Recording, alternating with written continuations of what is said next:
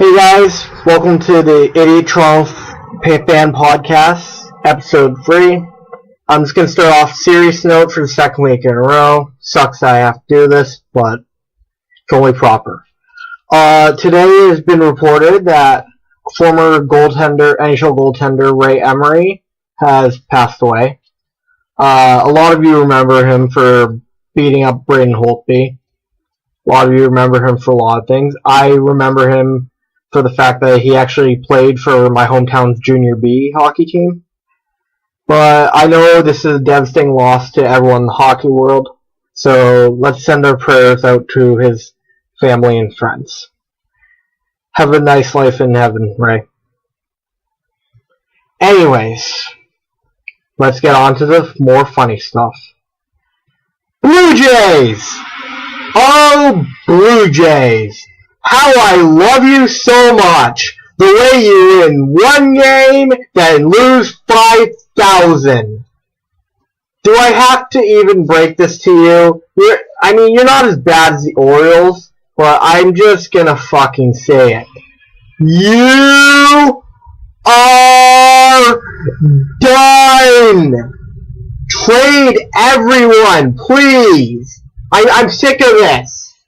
Fucking trade everyone. Today you lost to the Red Sox 5-2, even though you had an opportunity to at least get it to within one, and you fucking wasted it. Because of course you would. Of course you would waste bases loaded and strike out 0-3.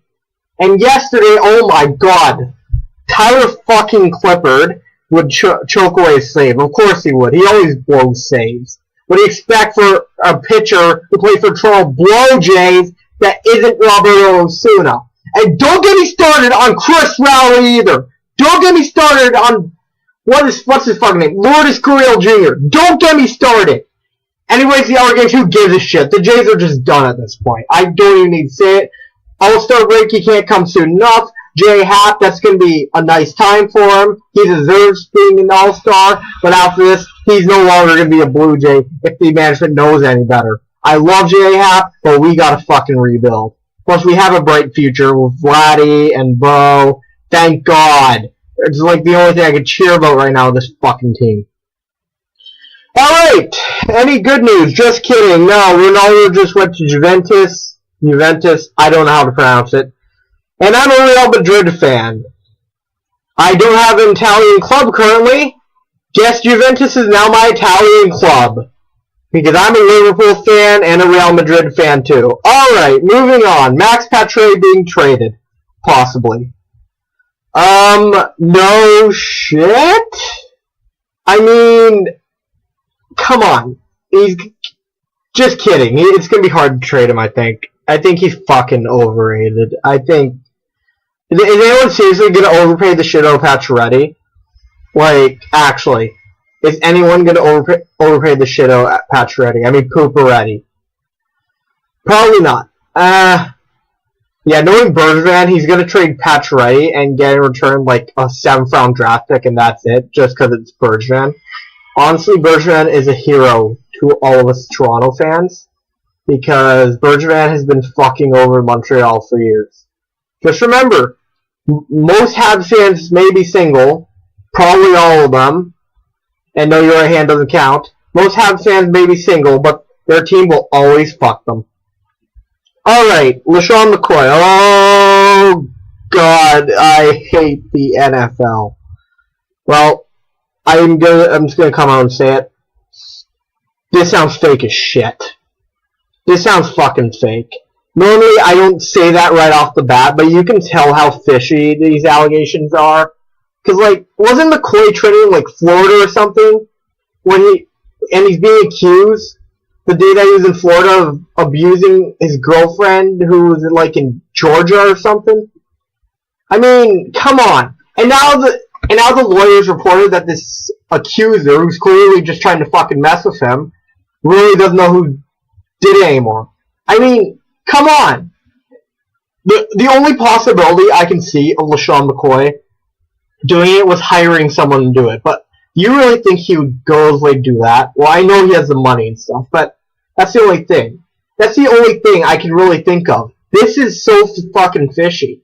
Because, like, the Osuna thing, it's believable, right? Whether he did it or not, that's up for you to decide. I'm not going to say my opinion here.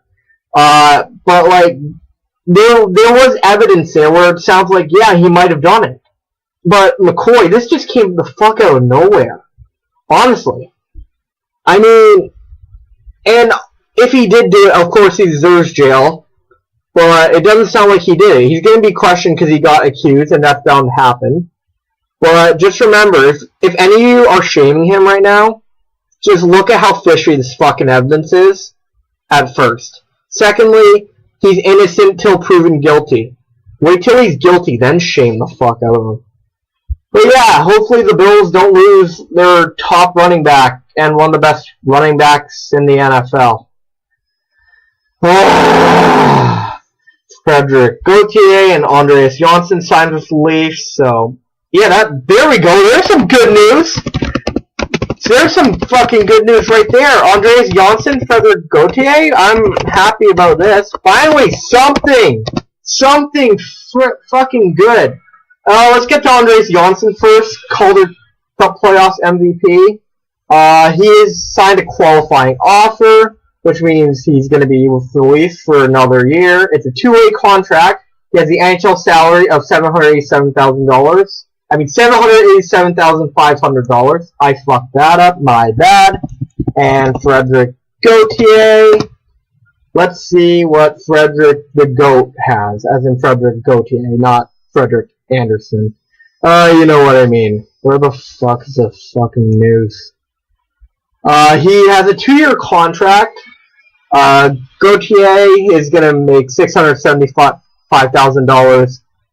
This is American. I'm not sure about Janssen's, but like this is American dollars for Gauthier here. So yeah. He played 9 NHL games with the Leafs last season, registered 1 assist. I mainly remember him for, like, I think it was the season before, him and Matt Martin tag teaming against 2 halves. One of them was Mike McCarron, and Gauthier kicking shit out of this one jobber. That was pretty funny. As for Andreas Janssen, how can I forget this dude?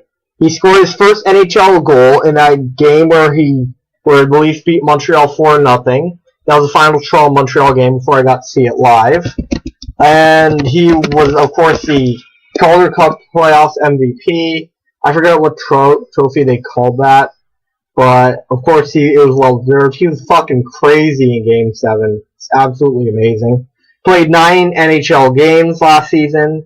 Scored 2 goals, had 1 assist. So that's a total of 3 points. In the playoffs, of course, he played 6 of the 7. Had 1 goal, 1 assist. So, yeah.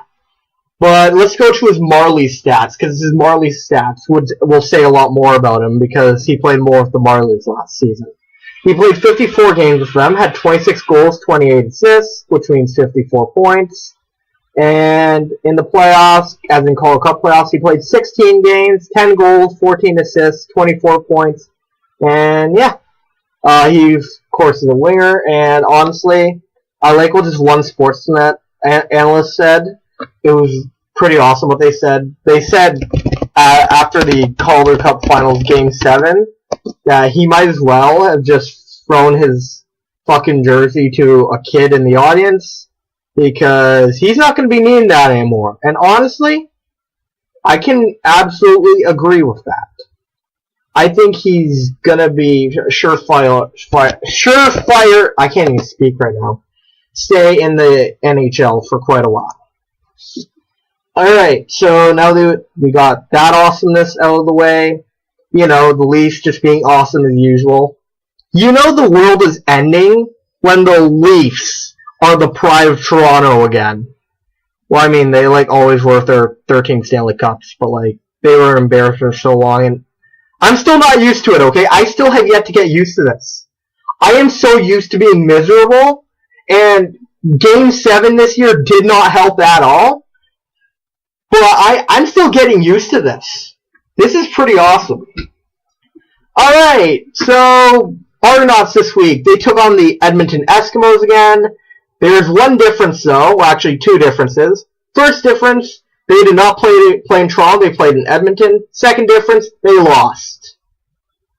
I knew my Hamilton shit talking was gonna be regrettable a week later. I called it. Just kidding. There wasn't much shame in this loss because we only lost by 1 point. So I mean, it's still a loss, which of course sucks. But like, I mean, yeah, it just sucks. It was more of a, and we came back kinda, but only lost by a point. And honestly, if Edmonton didn't get 1 point in the fourth quarter, this game would have gone to overtime possibly, or Toronto could have actually won. So Toronto hard fought, mainly in the second half. James Franklin, he completed 26 passes out of his 36 attempted, 296 yards, no touchdowns, 1 interception. But James Franklin, I mean, that's a pretty solid performance despite lack of touchdowns credited to him. We did get a touchdown. It was from James Wilder Jr., because who else? He had 12 carries, 26 yards. So, yeah, he's good. Let's see. See if there's anything else I can consider, like, pretty important. Ronnie Pfeffer, why did we let go of Swayze Waters? Last I checked, Swayze Waters didn't miss field goals at least once every fucking week. Seriously. Okay, 2 out of 3 field goals. Congratulations, you got 2 field goals. Too bad you couldn't have gotten all 3. This dude's a better fucking punter than he is a kicker. I can't even pronounce his last name. Let's see how Edmonton's play was. Mike Riley completed 21 passes out of 36 he attempted, so in that sense, James Franklin played a bit better than him. He got 258 yards. Difference between him and Franklin, he was credited with 2 touchdowns, but he also had 1 interception. Let's see what else I can get. That's pretty important. Not much here. Although it's hard fought, I'm not really ashamed or concerned or any shit like that. I'm just glad that you actually have a win this season, and you're currently not looking as fucking terrible as the Montreal Alouettes, or worse than them. Because you did for a while, and I was questioning my existence. So, yeah, that's some good news. Next week, the Argos take on the fucking Blue Bombers. This is in Toronto. That's on Saturday. I think it said, yeah, Saturday at 4 p.m. Everyone's favoring the Blue Bombers. I'm not going to jinx jack shit. So, and if you're wondering about the rivals Hamilton, because I feel like I do have a lot of Hamilton listeners here, well, percentage-wise, I have no listeners. So, which means, guys, please feel free to shout out this fucking podcast. My Instagram at IdiotTorontoFan, my Twitter at IdiotTorontoFan. Send links, tell your friends. Just please try and get this viewership up because it's actually making me cry. The Hamilton Pussycats, Tiger Cats, are taking on the Saskatchewan Roughriders, as in the team that lost to fucking Montreal of all teams, but also beat Hamilton, which was nice. Thursday at 7:30 p.m. That's going to be Thursday Night Football. It's going to be in Hamilton. I feel bad for whoever is doing the concert in front of probably the worst fan in the CFL. Oops, did I say that? I'm just kidding. I have friends in Hamilton. I don't want to get hurt. And that leads me to the final topic. And this is going to be the most enraging fucking thing I will probably ever talk about on this podcast. I'm talking about wrestling. Yes, I am. I don't care if you hate it because OMG, it's so fake or whatever. This needs to be talked about because I just found out this news literally a few minutes ago. You know Hulk Hogan, that racist, overrated piece of shit that everyone fell in love with for some reason in the old days because everyone's fucking gullible? Remember that guy who was a real-life asshole backstage? Real-life douchebag? But oh no, he tells kids to eat his vitamins and stuff and on stage so he's great? You know how he said the N-word a few years ago? And was apparently pissed off at his daughter for dating a black guy or something? Or black or African American. I don't know what the proper term is. I'm sorry if I offend you. I did not mean to. I'm not a racist. You know that guy who has a picture of him touching his daughter's ass basically while she's tanning in a bikini? You know that guy with that stupid ass fucking mustache and his ugly hair who should just burn already? Well, the WWE thought it would be a great idea to reinstate him into the Hall of Fame after 3 years. I don't care if he's one of the biggest names. He is a disgrace to pro wrestling. I said it. He was a shit wrestler. But oh no, because he has his big musculars and his stupid hair, and he screamed like a fucking maniac in his stupid promos, people love him. He's an icon. You want to know a real icon? His name is John Cena. Why? John Cena actually has dignity. He actually has respect. You don't have to like him as a wrestler, but the fact is you gotta like him as a person. You gotta respect him as a man. John Cena is actually the real person you should be looking up to. You may not like the wrestler, look up to the man. You think you can compare Hulk Hogan and John Cena? Sure, popularity, go for it. But the fact of the matter is, Hulk Hogan is no John Cena. Do you understand that?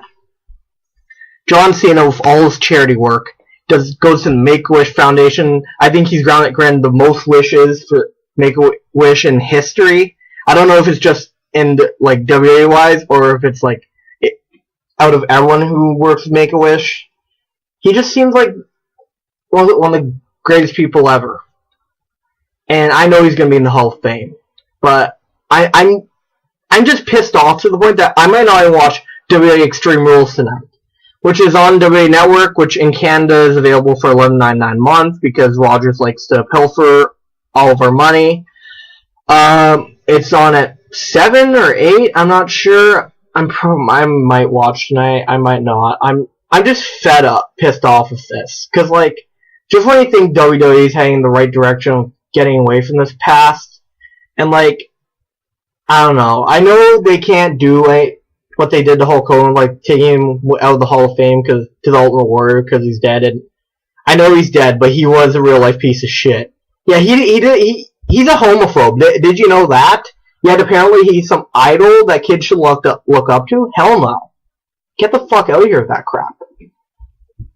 Like, the only guy, and the guy who really should have been the top guy back then, WWE, was Macho Man Randy Savage. But because Hulk Hogan knew his politics, Hulk Hogan was able to stop that and hog all the spotlight because he's a real life piece of shit. Like, if I were to meet Hulk Hogan, I'm not even kidding, I would just spit directly in his face. I wouldn't even ask for his fucking autograph. I think he's a disgrace. And I know a lot of wrestling fans will be like, well, he made wrestling popular and stuff. Yes, and I'll credit him on that. Somehow, someway, despite being overrated as shit, he helped get wrestling new heights, and I will credit him for that. But it doesn't change the fact that he's an absolute piece of shit. It doesn't change the fact that he's a douchebag. It doesn't change the fact that there are people more deserving than him. So stop trying to convince me to have respect for Hulk Hogan. Because the fact is, I have no respect for Hulk Hogan. And now there's rumors that he's going to make an appearance at Extreme Rules tonight. If he does that, the moment he appears on TV, I'm just going to stop watching. I'm just going to go downstairs. Hulk Hogan is a disgrace to wrestling. I'm sorry. And I know people can make the argument, oh, wrestlers, they don't have a clean past. There's been a lot of them, like Chris Benoit, Eddie Guerrero overdosing Chris Benoit. You know about that. But, like, here's the difference between Benoit / Guerrero and Hogan. Benoit and Guerrero actually had fucking talent. Now, I'm not gonna say, OMG, it's okay to overdose for Guerrero. Like, it wasn't the right thing to do. I knew he was depressed stuff, so of course I feel that. And Benoit, I know what he did was bad, but he had a concussion. And, like, WWE was shit with the health and wellness at the time, if you don't remember. And, like, I'm not too happy about it, and I don't blame WWE for not acknowledging him in the fact that, well, I mean, he killed his family himself, and it sucks. I mean, I bet WWE would want to acknowledge him, but the fact is they can't. But the difference between them and Hogan is that they weren't pieces of shit. Sure, they did these horrific acts, but like, they were actually genuinely nice people in real life. And they just happened to be troubled. They had their problems. Again, yeah, what they did wasn't right, but they were just nice, hardworking people. I would have loved to meet them in real life and see them as a person, not just as a wrestler, but as people. But Hulk Hogan is like, no. Nowhere near as talented as them. He can never lace up in Eddie's or Chris's boots. Just, I don't like what Eddie or Chris did, but they're not a disgrace to wrestling. What they did wasn't right, but they were good people in real life. They were just trouble. And the fact is, a lot of people miss them. And I'm sorry, I know this is mainly a thing for like rage and stuff, but just kind of gets me sad thinking about them and how like young they were when they passed away, like tragic circumstances when they went, because like they still could have been in WWE to this day, or have just recently retired, have happy lives, be recognized for their greatness, but no. You see, here's the thing about them though. People miss them.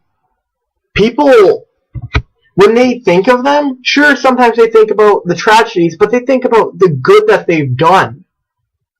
I mean, the warmness in their hearts. If you haven't read it yet, I strongly recommend you read, and I know, I'm telling you to read a book, which is ironic. Jimmy Corderas, he's a Canadian former WWE referee. He now works for Sportsnet, runs the show Aftermath, which talks about WWE on Sportsnet 360. He used to be a WWE referee, and he has this book. It's called The Free Count. I own it at home. And he talks about this one story, and this is about Eddie Guerrero. One time, this one child, he had, I think he had a mental illness of some kind, Jimmy Corderas said. I forget what it was, and I'm trying to use proper language in this, but he stayed at the event after everyone left because he didn't get to meet his hero, Eddie Guerrero. And security tried talking him to leave the arena, his mother tried, and he was just crying. So what Jimmy did, he went backstage to see Eddie Guerrero and asked Eddie if Eddie could see the boy and have a nice conversation with him so the boy could leave the arena and the boy could have a lifetime memory. And Eddie, he happily did it. I mean, he probably would have enjoyed having time out with like his coworkers, his colleagues, but Eddie actually went out to the arena and he had a good, I believe it was 15-minute conversation with the boy, and the boy was just smiling, he was lighting up, he was laughing. He was having the time of his life. This is not something that you could easily forget. This boy got to follow his hero, and his hero was happy to do it. He went out of his way to do that. Would Hulk Hogan have done that? No. And Chris Benoit, he might have done that. And like, I'm not saying that it's bad it would have been bad if he didn't do that, but the fact is, that's how good of a person Eddie was. So don't try and convince me that him overdosing, because he overdosed, he's a disgrace to wrestling. Because when you hear things like that, that just shows he truly cared about the fans of wrestling. He wasn't necessarily in it for the money. He was there for the greater good, doing what he loved. And a lot of what he loved was making the fans happy and giving them memories for a lifetime. Like, Eddie was so selfless to the point that even when he was WWE champion, he was worried about WWE, his drawing power, to the point that he actually didn't want to have WWE championship because he thought that WWE was going to lose attendance because of him. Which, I mean, I would have to check statistics on that, but that just says a lot. So, just how can you compare like Eddie and Chris's people? And I don't know many personal stories about Chris, but I do understand he was a very nice guy. How can you compare them to the likes of Hulk Hogan? In popularity, I guess, but it's people, you just can't. Honestly, it just says a lot about WWE's problems, though. It just says a lot about Vince McMahon, I think, and the character he has, or lack thereof. And honestly, none of WWE's shitty storylines has me more upset than this.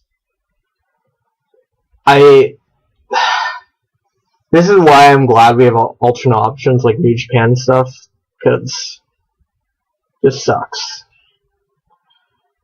Sorry guys, a lot of, just sadness came out. Normally it's supposed to be anger and stuff. That's kind of what my forte is, but it gets me really sad talking about Chris and Eddie and two wrestlers who died young. And don't even get me started on Owen Hart, okay? Because Owen Hart, well, he didn't do this to himself. WWE basically killed him. I'm just going to say it. And I'm not going to explain it because most of you already know. Just, yeah. Anyways, I'm sorry to finish this off on a sad note, but just felt like talking about it. This is my podcast. I don't have a script or anything for this. It's just a 100% me. Anyways, this is episode 3 of the Idiot Toronto Fan podcast. Please have yourselves an awesome night. And remember, why am I an idiot? Because I'm a Toronto fan.